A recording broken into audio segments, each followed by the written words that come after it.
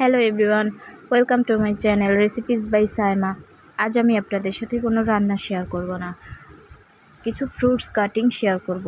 তার মধ্যে আছে ড্রাগন, আম ও আনারস। তো আমি প্রথমে ড্রাগনটা ভালোভাবে পানি দিয়ে ধুয়ে নিয়েছি, তারপর ফালি ফালি করে কেটে নিচ্ছি। কেটে নেওয়ার পর এবারে কেটে নিচ্ছি আম। এবার কেটে দেখাবো আমের বরফি।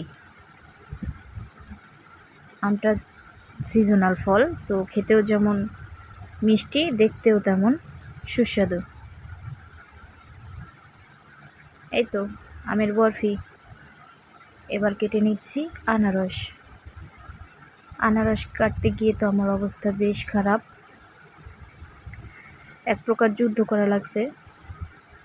তো আপনারা আনারসের ভিতরের এই শক্ত শ্বাসকে